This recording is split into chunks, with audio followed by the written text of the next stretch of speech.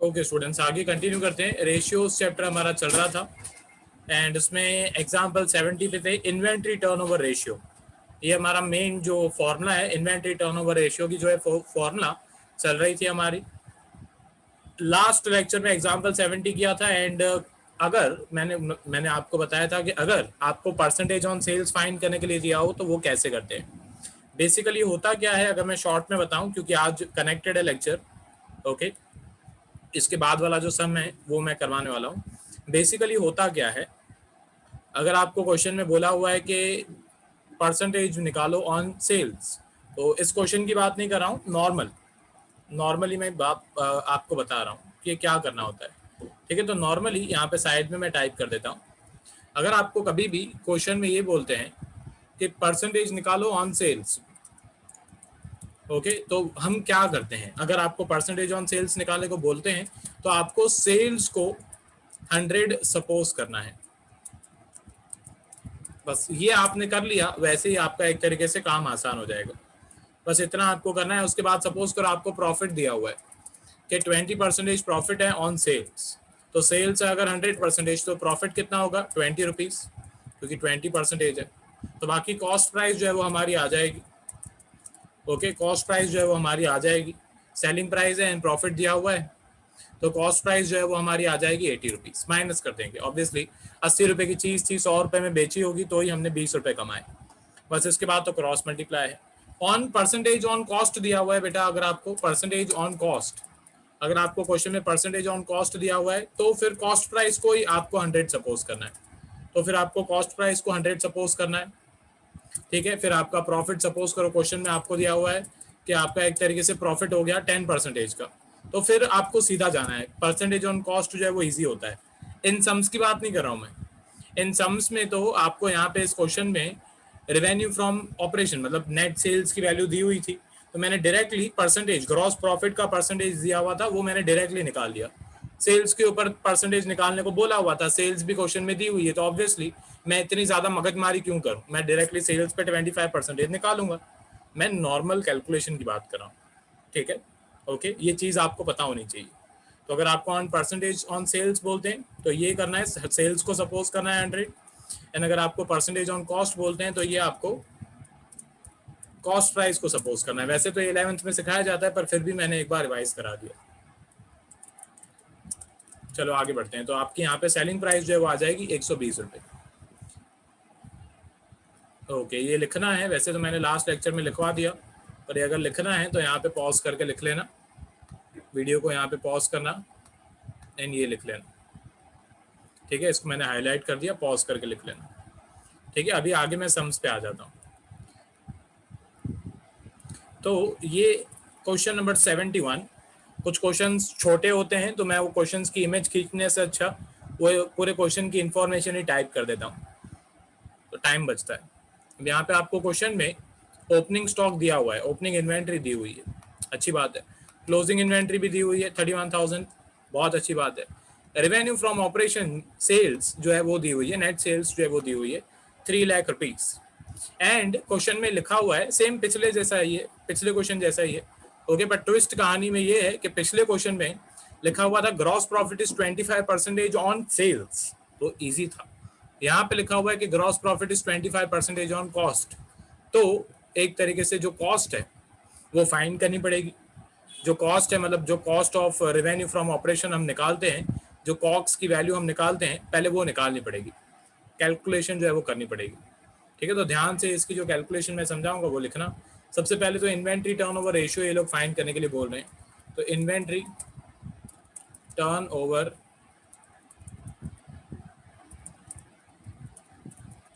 Ratio equals to cost of good sold या cost of revenue from operation, आपको full form लिखना है। ठीक है, एंड अपॉन में एवरेज इन्वेंट्री। तो इसमें एवरेज इन्वेंट्री निकालना इजी है, क्योंकि एवरेज इन्वेंट्री की जो दोनों पॉइंट्स हैं वो आपको क्वेश्चन में दी हुई है, कि क्वेश्चन मेरे को कॉपी करनी पड़ेगी।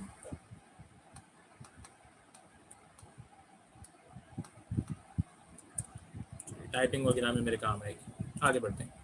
तो यहाँ पे एवरेज इन्वेंट्री जो है वो फाइंड करना इजी है, क्योंकि इन्फॉर्मेशन सारी एवरेज इन्वेंट्री की क्वेश्चन में दी हुई है। तो मैं यहाँ पे एवरेज इन्वेंट्री पहले कैलकुलेट करना हूँ, ईजी है। Average inventory equals to opening inventory plus closing inventory upon 2।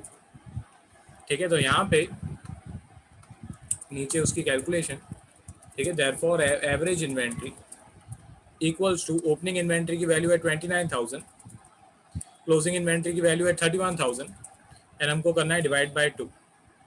ठीक है, तो 29,000 अपॉन 31,000 मैं प्लस कर देता हूँ, 29,000 प्लस 31,000, ओके, ये आता है 60,000। सेम पिछले, शायद पिछले क्वेश्चन में भी सेम ही था। ठीक है, तो 60,000 डिवाइड बाय 2 करोगे तो एवरेज इन्वेंट्री जो है उसकी वैल्यू आ जाएगी, एवरेज इन्वेंट्री इक्वल्स टू ₹30,000। ठीक है, तो ये अब आपकी एवरेज इन्वेंट्री की वैल्यू आ गई इजीली। ठीक है, ये दोनों वैल्यूज दी हुई थी, फॉर्मूला इसकी सेम ही, एक ही रहती है, तो मगजमारी कम है। बाकी अभी हमें क्या क्वेश्चन में फाइंड करना है, अभी तो जो कॉक्स की वैल्यू है, कॉक्स बोलो या अच्छी तरह से अगर मैं लिखूं तो आपको ऐसे लिखना होता है। अगर मैं एक बार अच्छी तरह से आपको लिख के बता दूं, थोड़ी टाइपिंग करूं अगर मैं, तो आपको ऐसे लिखना होता है, cost of revenue from operation. ठीक है, ऐसे आपको लिखना होता है। ठीक है, ऐसे नहीं लिखोगे तो मार्क्स कटेंगे, अच्छी तरह से लिखना। मैं कॉक्स ही लिखता हूँ इसको, टाइम बचता है एंड ऑब्वियसली समझ में भी मेरे को ज़्यादा अच्छी तरह से आता है कॉक्स लिखने से। अब मेन जो कैलकुलेशन है उस पर आ जाते हैं। आपको नेट सेल्स की वैल्यू क्वेश्चन में दी हुई है 3,00,000 रुपए एंड ग्रॉस प्रॉफिट आपको क्वेश्चन में दिया हुआ है 25% ऑन कॉस्ट। ठीक है, तो अब जैसे पिछले सम में मैंने फॉर्मूला लगाई थी रेवेन्यू फ्रॉम ऑपरेशन को फाइंड करने की, कॉक्स की वैल्यू को फाइंड करने की, वैसे अभी भी करेंगे। ठीक है, क्रॉस मल्टीप्लाई जो है वो मैं करूंगा। तो सबसे पहले तो यहाँ पे आपको सपोज करना होता है। मैं यहाँ पे सपोज करता हूँ, suppose the value of cost is ₹100। मैंने यहाँ पे सपोज किया कॉक्स की जो वैल्यू है वो है ₹100। अब ग्रॉस प्रॉफिट जो है वो आपको ऑन कॉस्ट दिया हुआ है, तो ग्रॉस प्रॉफिट जो है यहाँ पे डायरेक्टली, आप अगर ध्यान से मेरी बात समझो, अगर आपने यहाँ पे इस क्वेश्चन में डायरेक्टली रेवेन्यू फ्रॉम ऑपरेशन का मतलब सेल्स का 25% निकाला तो वो गलत आएगा। सेल्स का 25% गलत आएगा क्योंकि क्वेश्चन में लिखा हुआ है कि कॉस्ट, ग्रॉस प्रॉफिट का परसेंटेज आपको ऑन कॉस्ट निकालना है। तो अगर आप सेल्स पे निकाल रहे हो, ओके, तो पता नहीं आप क्या कर रहे हो क्योंकि क्वेश्चन में लिखा हुआ है ऑन कॉस्ट। ठीक है, तो यहाँ पे मैंने कॉस्ट को सपोज कर लिया ₹100, तो ग्रॉस प्रॉफिट जो है वो आएगा ₹100 का 25% मतलब ₹25। ठीक है, अब अगर कॉस्ट है ₹100, ग्रॉस प्रॉफिट आ गया ₹25, ओके, तो बाकी सेल्स मतलब नेट सेल्स, या नेट सेल्स की जगह पे आप लिखो रेवेन्यू फ्रॉम ऑपरेशन, जो आपको क्वेश्चन में लिखा हुआ है रेवेन्यू फ्रॉम ऑपरेशन। तो रेवेन्यू फ्रॉम ऑपरेशन जो है उसकी वैल्यू जो है वो आपकी आ जाएगी ₹120, ₹120 आ जाएगा। अब आपको करनी है क्रॉस मल्टीप्लीकेशन। ठीक है, अब आपको ग्रॉस प्रॉफिट जो है वो फाइंड करना है। ठीक है, तो अगर जो आपको इन्फॉर्मेशन दी हुई है अभी हमने निकाली जस्ट, रेवेन्यू फ्रॉम ऑपरेशन, अगर रियलिटी में रेवेन्यू फ्रॉम ऑपरेशन की वैल्यू है 3,00,000 एंड हमने यहाँ पे निकाला तो कितनी आई, 120 रुपये। हमने सपोज किया कॉस्ट को ₹100, ग्रॉस प्रॉफिट आया ऑन कॉस्ट ₹25, तो बाकी रेवेन्यू फ्रॉम ऑपरेशन मतलब सेल्स की वैल्यू आ गई ₹120। तो अगर 120, if 120 is equals to 3 lakh, then 25 equals to कितना। ठीक है, मतलब 25 इक्वल्स टू कितना, क्वेश्चन मार्क।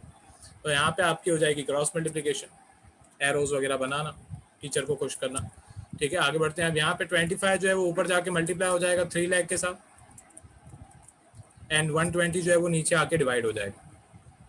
तो यहाँ पे जो हमारी ग्रॉस प्रॉफिट की वैल्यू है वो आ जाएगी। मैं यहाँ पे लिख भी देता हूँ, gross profit equals to 25 multiply by 3 lakh upon 120। तो यहाँ पे मैं अभी कटाम को ठीक करके डायरेक्टली जो आंसर है वो लिखता हूँ, आपको कैलकुलेशन करनी पड़ेगी। तो gross profit equals to ₹25 multiply by 3 lakh upon 120। तो इसका आंसर आ रहा है 62,500।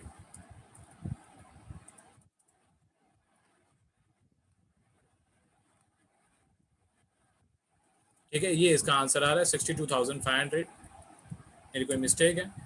मैं एक बार चेक कर लूँ, मुझे शायद लग रहा है शायद मेरी कोई मिस्टेक है,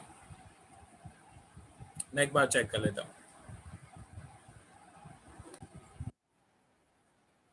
ये रही बेटा मेरी मिस्टेक, रेवेन्यू फ्रॉम ऑपरेशंस जो है वो 125 आएगा, मैंने यहाँ पे मिस्टेक की, मुझे लगा फील हुआ कि शायद मैंने कोई मिस्टेक की, मेरी कोई गलती है, ठीक है, क्योंकि ऑब्वियसली बहुत सारे ऐसे सम्स होते हैं ना बेटा जिनका पता चल जाता है, क्योंकि हर साल पढ़ाना होता है, ओके, हर साल सेम सम्स होते हैं, सीबीएसई वाले नंबर्स भी चेंज नहीं करते हैं, लिखने का तरीका चेंज कर देते हैं सिर्फ, ओके, तो मुझे लगा कि मेरी कोई मिस्टेक है, ये रही मेरी मिस्टेक, मैं अभी मैंने ठीक कर दी है, यहाँ पे कैलकुलेशन ऑब्वियसली चेंज होगी, 125 इक्वल्स टू 3 लाख, तो 25 इक्वल्स टू कितना, तो यहाँ पे डिवाइड में 125 आएगा, तो आंसर यहाँ पे चेंज हो जाएगा,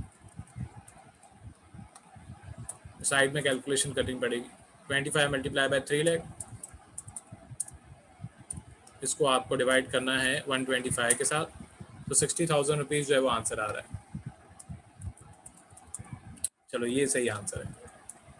आगे बढ़ते हैं, क्रॉस प्रॉफिट आ गया एक बार, तो आप अभी डायरेक्टली जो रेवेन्यू फ्रॉम मतलब कॉक्स की वैल्यू है वो फाइंड करोगे, cost of revenue from operation बोलो या कॉक्स बोलो, बात है कि आपको ये कॉक्स नहीं लिखना है बेटा, ये मैं हर जगह पे revenue cost of revenue from operation की जगह पे कॉक्स लिखता हूँ, कॉस्ट ऑफ गुड सोल्ड, आपको ऐसे नहीं लिखना है, आपको पूरा लिखना पड़ेगा, तो यहाँ पे हम उसकी ये वाली फॉर्मूला यूज करेंगे, रेवेन्यू फ्रॉम ऑपरेशन मतलब नेट सेल्स, एंड उसमें से यहाँ पे प्रॉफिट हुआ है तो ग्रॉस प्रॉफिट माइनस करते हैं, ठीक है। अब अगर आपको नहीं पता है कि क्यों ग्रॉस प्रॉफिट माइनस करते हैं, अगर लॉस होगा तो लॉस को क्यों प्लस करते हैं, तो बेटा पुराने लेक्चर्स देखो, उसमें मैंने पूरा ट्रेडिंग अकाउंट बना के आपको समझाया, तो ये पता होना चाहिए। तो रेवेन्यू फ्रॉम ऑपरेशन जो है वो क्वेश्चन में आपको दिया हुआ है 3 लाख, एंड ग्रॉस प्रॉफिट की अमाउंट तो हमने जस्ट निकाली अभी 60,000, तो बाकी कॉक्स की जो वैल्यू है वो आ गई 2,40,000, 2,40,000, ये हमारी कॉक्स की वैल्यू आ गई। बस इसके बाद तो बहुत ईजी है, ठीक है, इसके बाद तो हमें सिर्फ रेशियो में इन्वेंट्री टर्नओवर रेशियो की जो फॉर्मूला है उसमें वैल्यू पुट करनी है, inventory turnover ratio equals to ये कॉक्स की वैल्यू 2,40,000 अपॉन में एवरेज इन्वेंट्री की वैल्यू हमने निकाली थी 30,000, तो 2,40,000 एंड अपॉन में है 30,000, तो यहाँ पे नीचे मैं इसका आंसर लिख देता हूँ, inventory turnover ratio equals to, यहाँ पे आंसर आएगा 8 टाइम्स, ठीक है, पीछे ऐसे टाइम्स लिखना जरूरी है, ऐसे डिवाइड करना है आपको बेटा, यहाँ पे मैं डिवाइड करके बता देता हूँ, 2,40,000 अपॉन 30,000, तो 8 आंसर आएगा आपका, सिर्फ 8 लिखोगे तो मार्क्स कटेंगे, पूरा 8 टाइम्स लिखना जो है वो जरूरी है। आगे बढ़ते हैं, अब यहाँ पे एक बार मैं स्क्रॉल कर देता हूँ ये क्वेश्चन को, ठीक है, ये क्वेश्चन थोड़ा टिपिकल था पिछले वाले से, मैं ऐसे नहीं बोलूँगा कि हार्ड है बहुत, पिछले वाले से टिपिकल था क्योंकि on gross profit on cost लिखा हुआ है, मैं फटाफट स्क्रॉल कर देता हूँ, आंसर आपका यहाँ से है,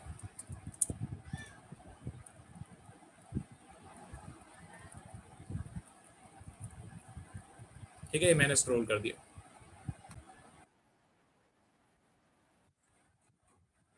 ओके, आगे कंटिन्यू करते हैं,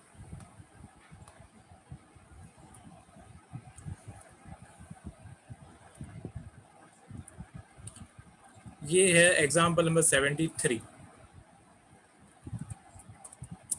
ठीक है, आंसर जो है वो यहाँ से स्टार्ट होगा, ये ऊपर क्वेश्चन लिखा हुआ है बेटा, क्वेश्चन की वैल्यूज को टाइप करके कोई फायदा नहीं है, आपको डायरेक्टली कैलकुलेशन जो है वो करनी है, ठीक है, अंदर वैल्यूज वगैरह जो है वो लिखने की जरूरत नहीं है मेरे जैसे, ओके। आगे बढ़ते हैं, यहाँ पे आपको टोटल सेल्स दी हुई है, नॉर्मली आपको रेवेन्यू फ्रॉम ऑपरेशन दिया होता है, पर यहाँ पे आपको टोटल सेल्स दी हुई है एंड सेल्स रिटर्न की भी वैल्यू दी हुई है, ओके।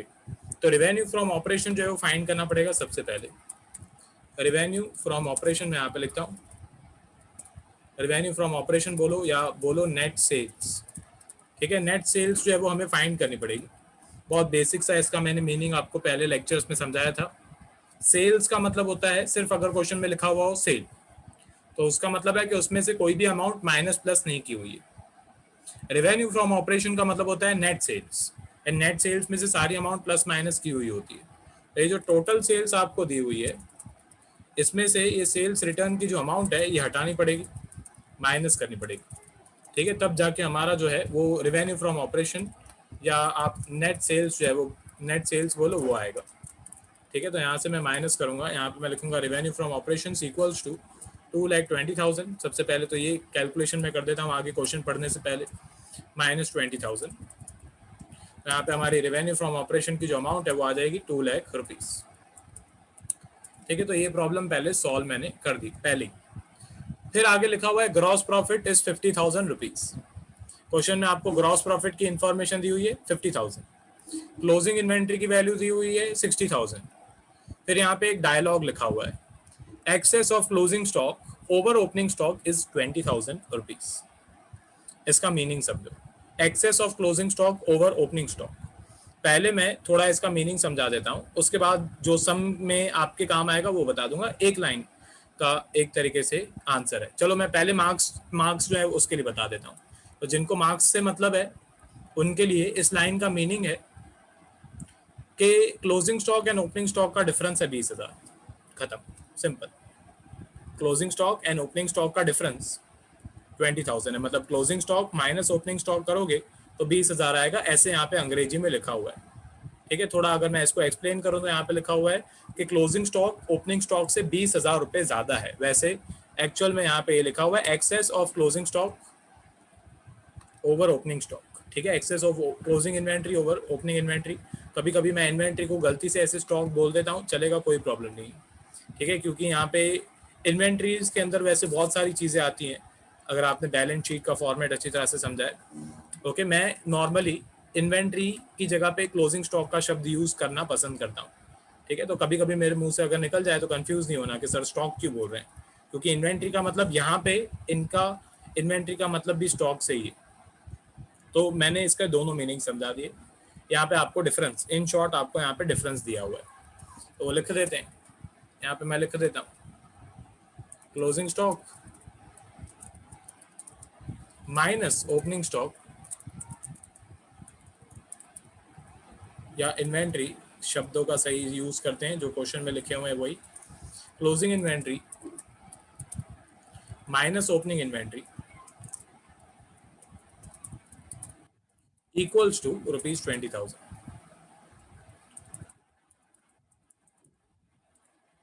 ये आपको क्वेश्चन में दिया हुआ है, ठीक है, ये दिया हुआ है। ये फॉर्मूला को ऐसे रट्टा नहीं मारने बैठ जाना कि ये न्यू फॉर्मूला है closing inventory minus opening inventory, ऐसा कुछ नहीं है।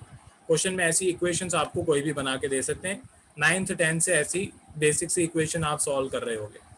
ओके, आगे बढ़ते हैं। चलो अब यहाँ पे क्लोजिंग स्टॉक की तो वैल्यू दी हुई है, ओपनिंग इन्वेंट्री की वैल्यू नहीं दी हुई है, क्लोजिंग इन्वेंट्री की वैल्यू दी हुई है। तो मैं क्या करूँगा, वो यहाँ पे पुट कर दूंगा, ठीक है। मैं गो विद द फ्लो। मैं कभी भी ये, बहुत सारे स्टूडेंट्स की गलती क्या हो जाती है, पेपर क्यों नहीं पूरा होता है, क्योंकि वो क्वेश्चन को पहले निहारते हैं, क्वेश्चन देखते हैं पहले। मैं मतलब अब कहीं कभी कभी ये सही भी होता है, कभी कभी ये बहुत गलत होता है, ठीक है, पर पर्सनली मैंने कभी ऐसा नहीं किया।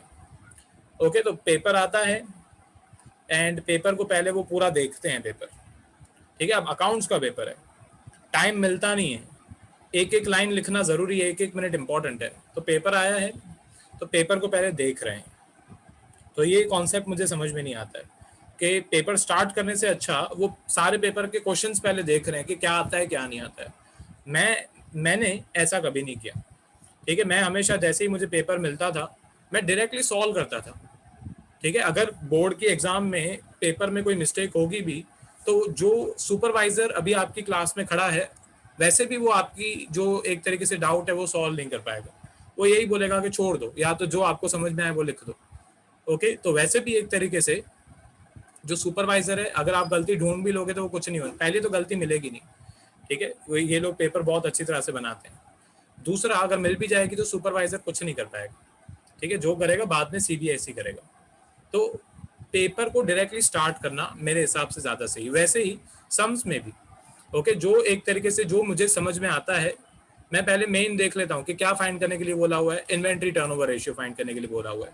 तो जो मुझे इन्वेंट्री टर्नओवर रेशियो से रिलेटेड लगता है मैं सब कैलकुलेशन स्टार्ट कर देता हूँ। मैं कभी ये नहीं सोचता हूँ कि इसकी कैलकुलेशन मैं कैसे करने वाला हूँ, पूरा रोड मैप मैं अपने दिमाग में नहीं बनाता हूँ कि पहले मैं एक तरीके से ओपनिंग इन्वेंट्री फाइंड करूंगा, उसमें से मैं एक तरीके से मैं जो है वो कॉक्स की वैल्यू फाइंड करूंगा। वो सब मैं सोचने नहीं बैठता हूँ, मैं डायरेक्टली सम स्टार्ट करता हूँ, फिर जैसे जैसे वैल्यूज मिलती जाएगी वैसे वैसे आगे समझ में आते जाएगा। ओके, तो 5 मिनट अगर आप सम को देख रहे हो, पेपर अगर आप 10 मिनट वेस्ट कर रहे हो देखने में कि क्या आता है क्या नहीं आता है, वो नहीं करो, खासकर अकाउंट्स के पेपर में नहीं करो। टाइम भी मिलता है, बहुत बार ऐसे होता है कि कुछ सेंटर्स पे या रूल है कि 15 मिनट वैसे पेपर को देखने के लिए देते हैं, ठीक है, पर उस 15 मिनट में भी मैं क्या करता था, उस 15 मिनट में जब मुझे अभी भी जब कॉलेजेस वगैरह के एग्जाम होते हैं, जो डिग्री वगैरह के यूनिवर्सिटीज के एग्जाम होते हैं, पेपर्स आते हैं एंड टाइम मिलता है आपको पहले 10 मिनट, वो सप्लीमेंट्री भी नहीं देते हैं, उसमें वो आपको टाइम देते हैं कि भाई पेपर को देख लो एक बार। तो मैं उसमें देखता नहीं हूँ पेपर को। ओके, मैं पेंसिल लेता हूँ, वो लोग लिखने के लिए मना करेंगे आपको, मैं पेंसिल लेता हूँ एंड मैं जो ऑब्जेक्टिव्स हैं उनके आंसर लिखना शुरू कर देता हूँ। ओके, तो ऑब्जेक्टिव्स तो मेरे सॉल्व हो गए। अगर शॉर्ट सम्स हैं, मैं शॉर्ट सम्स की कैलकुलेशन करना शुरू कर देता हूँ, थोड़ी सी साइड में हल्के हाथ से, अगर ज़रूरत पड़ेगी तो बाद में मिटा देंगे। तो टाइम क्यों वेस्ट करना है अपना, पेपर को क्यों देखना है, डायरेक्ट देखो। पेपर स्टाइल तो ऑब्वियसली आपको पता चली जाएगी धीरे धीरे जैसे जैसे आप आगे पढ़ाई करोगे। बहुत इजी है, नेट पे आप अभी तो नेट है, इंटरनेट है, सर्च करना है सिर्फ आपको, अकाउंट्स पेपर स्टाइल, पूरे सैंपल पेपर आ जाते हैं। ठीक है, तो बहुत बेसिक है, सब कुछ फिंगर टिप्स पे, सिर्फ इंफॉर्मेशन निकालनी है एंड उस हिसाब से चलना है, टाइम वेस्ट नहीं करना है, खासकर अकाउंट्स के पेपर में एंड इकोनॉमिक्स के पेपर में, क्योंकि लेंथी होते हैं पेपर, लिखना मुश्किल हो जाता है, तो ध्यान देना। अभी यहाँ पे चलो मैं सम पे आ जाता हूँ वापस, एग्जाम्पल 73। तो ये यहाँ पे लिखा हुआ है excess of closing inventory over opening inventory, मतलब दोनों का डिफरेंस दिया हुआ है। तो यहाँ पे क्लोजिंग इन्वेंट्री की वैल्यू है, ओपनिंग इन्वेंट्री की वैल्यू नहीं है, तो जो वैल्यू मुझे मिली वो मैंने यहाँ पे पुट कर दी। यहाँ पे मैं लिख देता हूँ minus opening inventory and equals to, मैं यहाँ पे लिख देता हूँ 20,000। चलो ठीक है, अब यहाँ पे ओपनिंग इन्वेंट्री सामने जाके प्लस हो जाएगा, ये 60,000 यहाँ पे ही रहेगा, ओपनिंग इन्वेंट्री सामने जाके प्लस 20,000 RHS से LHS में आके माइनस, तो यहाँ से जो हमारी ओपनिंग इन्वेंट्री की वैल्यू है वो आ जाएगी, यहाँ से हमारी ओपनिंग इन्वेंट्री की वैल्यू आएगी। यहाँ पे मैं लिखता हूँ देयरफॉर रुपीज़, यहाँ पे अच्छी तरह से अगर लिखें तो ओपनिंग इन्वेंट्री इक्वल्स टू ₹40,000, ये हमारी ओपनिंग इन्वेंट्री की वैल्यू आ गई। ठीक है, अभी यहाँ पे कॉक्स की वैल्यू फाइंड करना बाकी है। रेवेन्यू फ्रॉम ऑपरेशन आ गया, ओपनिंग इन्वेंट्री क्लोजिंग इन्वेंट्री भी आ गया, जिसमें से एवरेज इन्वेंट्री मिल जाएगी। कॉक्स की वैल्यू फाइंड करना बाकी है, तो वो फाइंड करते हैं। ठीक है, तो कॉक्स इक्वल्स टू, क्वेश्चन में क्या दिया हुआ है अभी इंफॉर्मेशन में देखें जरा आपको, gross profit. Okay, gross profit दिया हुआ है तो मगजमारी कम है। ठीक है, ग्रॉस प्रॉफिट दिया हुआ है तो यहाँ पे मैं लिखूंगा रेवेन्यू फ्रॉम ऑपरेशन या नेट सेल्स एंड उसमें से ग्रॉस प्रॉफिट जो है वो माइनस करते हैं, अगर ग्रॉस लॉस होगा तो प्लस करते हैं। तो यहाँ पे मैंने पहले से रेवेन्यू फ्रॉम ऑपरेशन जो है उसकी वैल्यू निकाल ली। ओके, क्योंकि जैसे ही मैंने देखा कि आपको total sales and sales return दिया हुआ है, कभी भी आपको ये सेल्स तो काम आने वाली है ही नहीं, आपको पूरे चैप्टर में नेट सेल्स ही काम आएगी, रेवेन्यू फ्रॉम ऑपरेशन ही काम आएगा। तो ये टोटल सेल वैसे भी कोई काम की नहीं है, तो इसमें से सेल्स रिटर्न मैंने माइनस कर दिया, तो हमारे रेवेन्यू फ्रॉम ऑपरेशन या नेट सेल्स वो हमने फाइंड पहले से ही करके रखा है। ठीक है, तो यहाँ पे मैं लिखता हूँ COGS equals to revenue from operation की जो वैल्यू है वो है 2,00,000 रुपये, जो आपको क्वेश्चन में दी हुई है ना बेटा वैल्यू 2,20,000 रुपये, वो कहीं पे काम नहीं आएगी, वो बस रेवेन्यू फ्रॉम ऑपरेशन फाइंड करने में काम आएगी। ठीक है, और कहीं पे नहीं।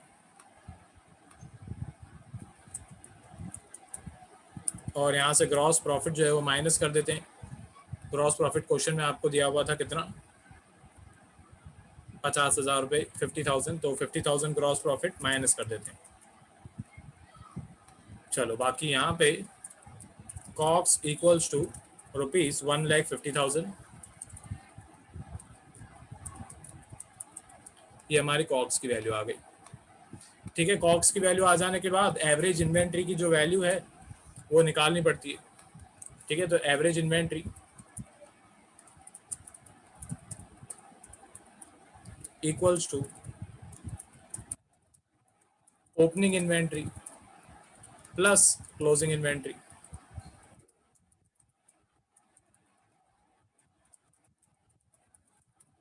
Divide by 2।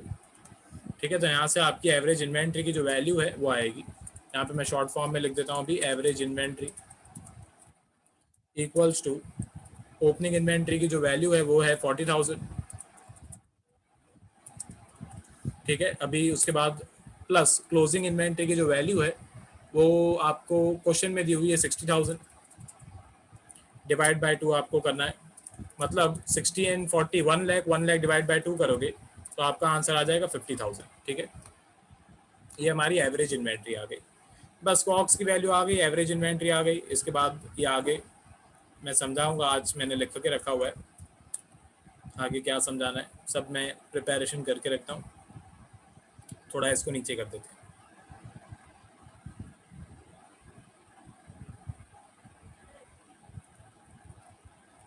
ओके, तो अभी इन्वेंट्री टर्नओवर रेशियो जो है वो क्वेश्चन में फाइंड करने के लिए बोला हुआ है। ठीक है, तो इन्वेंट्री टर्नओवर रेशियो, मैं फॉर्मूला उसकी नहीं लिख रहा हूँ, मैं डायरेक्टली कैलकुलेशन कर रहा हूँ। कॉक्स मतलब 1,50,000 अपॉन एवरेज इन्वेंट्री 50,000। ठीक है, तो यहाँ पे आपका आंसर आ जाएगा 1,50,000 डिवाइड बाय 50,000, तो यहाँ पे आपका आंसर आएगा 3।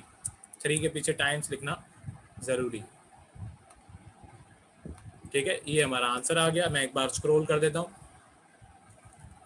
ये हमारा क्वेश्चन है, क्वेश्चन की वैल्यूज़ ये सब लिखने की ज़रूरत नहीं है, ये सब नहीं लिखना, ये क्वेश्चन है।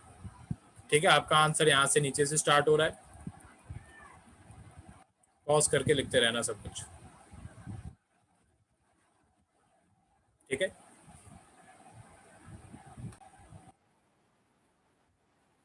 ओके, आगे कंटिन्यू करते हैं। यहाँ पे ये कॉन्सेप्ट्स जो है वो मुझे समझाने थे। इसके आगे वाला मैं सम कर रहा हूँ, उससे पहले ये कॉन्सेप्ट समझाना ज़रूरी है। ठीक है, क्योंकि डायरेक्टली ये कॉन्सेप्ट समझाए बिना मैंने सम शुरू कर दिया एग्जाम्पल नंबर 74 तो थोड़ी मुश्किल हो जाएगी। ठीक है, तो दो टाइप्स के क्वेश्चन में आपको डायलॉग्स जो है वो दिए हुए हो सकते हैं। सबसे पहला डायलॉग है, सबसे पहला जो है स्टेटमेंट वो आपको ऐसे लिखा हुआ होगा क्वेश्चन में, closing stock is 3 times the opening stock. Question में ऐसे लिखा हुआ हो सकता है कि closing stock is 3 times the opening stock. Equation type के क्वेश्चंस जो है वो आपको ये लोग बनाने के लिए बोल सकते हैं। तो इस केस में हमेशा इक्वेशन बनाने का मेरा रूल सिंपल है। ठीक है, कि हमेशा पीछे वाला जो स्टेटमेंट में जिसका भी नाम पीछे दिया हुआ है हमेशा उसको एक्स सपोज करो। ये मैं एक जब से बचपन से जब ये इक्वेशन वाले जो है इक्वेशन टाइप के जो सम्स है उसमें मैं यही रूल लगाता हूँ कि जिसका स्टेटमेंट में, इस टाइप के स्टेटमेंट में जिसका नाम पीछे दिया हो उसको एक्स सपोज करो। जैसे यहाँ पे closing stock is 3 times the opening stock, तो मैं ओपनिंग स्टॉक को एक्स सपोज करूंगा। ठीक है, तो मैंने यहाँ पे लिखा ओपनिंग स्टॉक को सपोज करेंगे एक्स। तो क्लोजिंग स्टॉक है 3 टाइम्स, टाइम्स का मतलब होता है मल्टीप्लाई, अगर आपको नहीं पता है तो टाइम्स का मतलब होता है मल्टीप्लाई, एंड मोर का मतलब होता है प्लस। ठीक है, एडिशन का मतलब होता है प्लस, डिफरेंस अगर क्वेश्चन में बोल दें अगर तो उसका मतलब होता है माइनस। इतनी बेसिक मैथ्स तो मैं ऐसे अज्यूम कर रहा हूँ कि आपको आती होगी। ठीक है, तो अगर ओपनिंग स्टॉक है एक्स एंड क्लोजिंग स्टॉक का क्वेश्चन में लिखा हुआ है कि वो है 3 टाइम्स दी ओपनिंग स्टॉक, तो क्लोजिंग स्टॉक की वैल्यू कितनी होगी? क्लोजिंग स्टॉक की वैल्यू होगी 3x। ये पहले टाइप का क्वेश्चन है जो आपको एक तरीके से दे सकते हैं कि closing stock is 3 times the opening stock. Type 2 जो है, दूसरा जो टाइप है उसमें ऐसे लिखते हैं, closing stock is 3 times more than opening stock. ठीक है, तो मैंने मोर को थोड़ा बड़ा लिखा है एंड थोड़ा एपोस्ट्रोफिस जो है वो लगाई हुई है यहाँ पे, ताकि आपको एक तरीके से उसके ऊपर जो है वो ध्यान जाए। तो आपको लगेगा कि सेम है क्वेश्चन, ऐसा नहीं है। मोर शब्द की वजह से चेंज हो जाता है कॉन्सेप्ट। मतलब क्लोजिंग स्टॉक जो है वो ओपनिंग स्टॉक से 3 गुना ज्यादा है। पहले क्वेश्चन में क्या लिखा हुआ है, अगर मैं हिंदी में ट्रांसलेट करूं तो पहले क्वेश्चन में लिखा हुआ है क्लोजिंग स्टॉक जो है वो ओपनिंग स्टॉक का 3 गुना है, एंड दूसरे क्वेश्चन में लिखा हुआ है कि क्लोजिंग स्टॉक जो है वो ओपनिंग स्टॉक से 3 गुना ज्यादा है। 3 गुना ज्यादा है, ओके, 3 गुना नहीं है, 3 गुना ज्यादा है। तो उसमें ओपनिंग स्टॉक को एक्स सपोज करेंगे, तो क्लोजिंग स्टॉक जो है वो आएगा एक्स प्लस 3x। यहाँ पे आपको प्लस भी करना पड़ेगा 3x को, ओके, क्लोजिंग स्टॉक की वैल्यू को प्लस भी करना पड़ेगा, क्योंकि क्वेश्चन में लिखा हुआ है कि क्लोजिंग स्टॉक 3 गुना ज्यादा है। मैं बार बार इसीलिए रिपीट कर रहा हूँ क्योंकि इस टाइप का क्वेश्चन आगे मैं अभी कराने वाला हूँ। क्लोजिंग स्टॉक पहले क्वेश्चन में लिखा हुआ है सिर्फ 3 टाइम्स है, मतलब 3 गुना है सिर्फ, एंड दूसरे क्वेश्चन में लिखा हुआ है कि 3 गुना ज्यादा है। 3 गुना ज्यादा है तो आपको प्लस भी करना पड़ेगा। तो ओपनिंग इन्वेंट्री है x, ओपनिंग स्टॉक है x, क्लोजिंग स्टॉक है 3x, तो x प्लस 3x करेंगे तो क्लोजिंग स्टॉक की जो वैल्यू है वो कितनी आएगी 4x। ठीक है, 3 गुना ज्यादा है, मतलब 3 टाइम्स प्लस करेंगे, 3x प्लस करेंगे तो क्लोजिंग स्टॉक आ जाएगा 4x। तो यहाँ पे ओपनिंग स्टॉक को सपोज किया x, तो क्लोजिंग स्टॉक आया 3x। और अगर आपको क्वेश्चन में लिखा हुआ है 3 टाइम्स मोर, तो क्लोजिंग स्टॉक अगर आप सपोज करोगे x तो ओपनिंग स्टॉक आएगा 4x। तो ध्यान देना।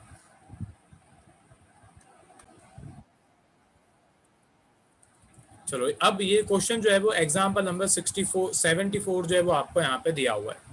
ठीक है, ये एग्जाम्पल नंबर 74 जो है वो मुझे करवाना है। यहाँ पे लिखा हुआ है कि cost of revenue from operations, मतलब cost of good sold, COGS की वैल्यू जो हम नॉर्मली फाइंड करते हैं वो दी हुई है 2,80,000 रुपए। इन्वेंट्री टर्नओवर रेशियो का आंसर भी दिया हुआ है 8 टाइम्स। फिर क्वेश्चन में लिखा हुआ है inventory in the beginning is 1.5 times more than inventory at the end. ये लाइन जो है वो उसकी वजह से ये सम जो है वो मैं आपको करवा रहा हूँ, जो मैंने जस्ट अभी आपको समझाया। आपको ओपनिंग एंड क्लोजिंग इन्वेंट्री मतलब ओपनिंग एंड क्लोजिंग स्टॉक की वैल्यू फाइंड करनी है।